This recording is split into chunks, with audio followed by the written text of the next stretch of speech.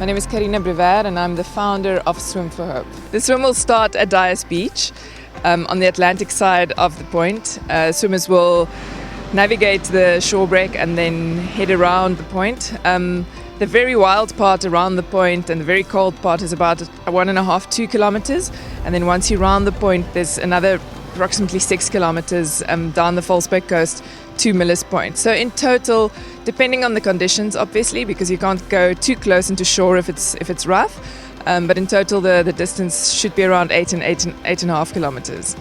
This year we've got some international swimmers and Arafat from the Congo, 2 swimmers from India, so it's just wonderful to see everyone coming together. The Little Fighters Cancer Trust is a small organization that does absolutely phenomenal work.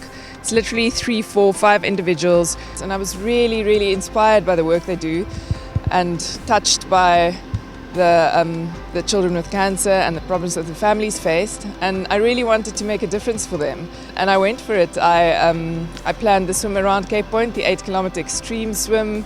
A year later I invited a group of friends, good open water swimmers, to join me, and that was just amazing because suddenly the camaraderie was there and everyone was doing it for the Little Fighters. So each swimmer is making a contribution to the Little Fighters Cancer Trust. We managed to make 6 times the amount of money. I think we raised about 120,000 rands, and a project was born. And really Swim for Hope is now a concept or a project that allows anyone to do what they love, namely extreme swimming, to make a difference. So every cent from the Swim for Hope project, whether it's public donations and swimmer entry fees, those will all be pulled towards the Bag of Hope project, which we implement countrywide. The main challenges regarding rounding Cape Point as a swimmer is really to get the conditions right. The start at DIAZ Beach is very intimidating. That beach break is one of the most hectic in the world, really. It gets very wild around the point, as you can imagine. It's also extremely cold. It can be anything from 8 or 9 degrees, basically to 12 degrees maximum where you start. Obviously there is sea life. There are lots of sharks in this area. So it's a fear that you have to overcome, but it's also a fear that a lot of open water swimmers have become used to, and we obviously take as much precautions as we can by having a support boat and having spotters out.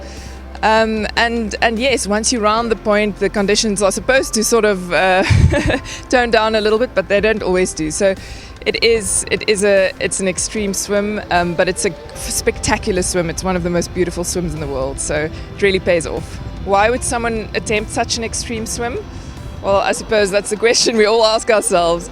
Why do people climb Everest? It's a challenge, and when open water swimming or swimming is your thing, you always strive for either further or wilder or colder, and this is kind of all of that. Apart from choosing the right day and waiting for the right conditions, the logistics are quite hair-raising, and then have on standby all the volunteers and the helpers and service providers that are going to be involved. These are obviously the medical crew. You need to have someone on standby close who can get to a swimmer quickly if they do get into trouble. Usually the biggest potential problem is obviously hypothermia. Although most of our swimmers are very experienced and I'm sure they'll handle the temperature.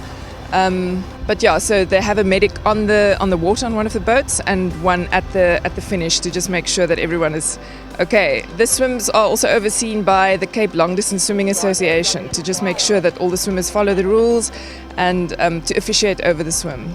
Well, next year I think we'll see you here again. The Swim for Hope has become an expectation from most of the swimmers in the group, which is absolutely fantastic. And that really makes me happy as the founder, because where it was just me in the beginning, it's now become theirs.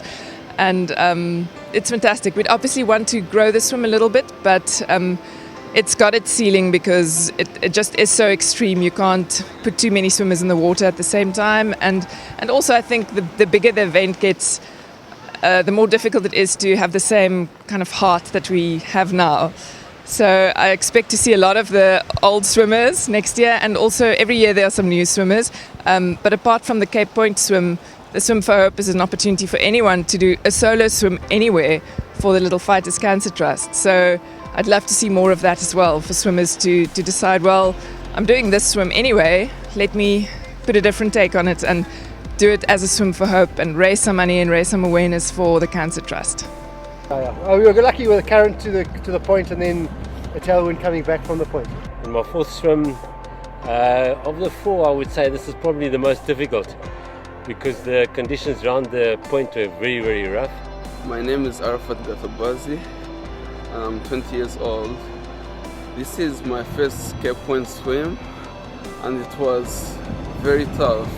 Lindsay de Kock, and my longest Cape Point swim was 4:54 or 4:56, and today I managed at 2:54 because we had the wind behind us coming up from Cape Point. I'm Prabhat Koli. I'm 16 years old and I'm a visitor in Cape Town. This is my second swim. Cape Point swim is my second swim. I first swam Robben Island. I took 2 hours 2 minutes. The swim was awesome and I'm very proud to have finished it with this awesome team of swimmers, swimming for the Little Fighters Cancer Organisation.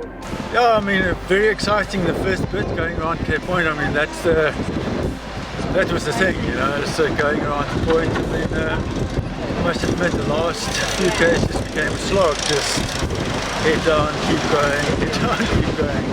Yeah, I was thinking that it's something for a good cause, so at least the children are suffering and we are having such good life, we can do something for them.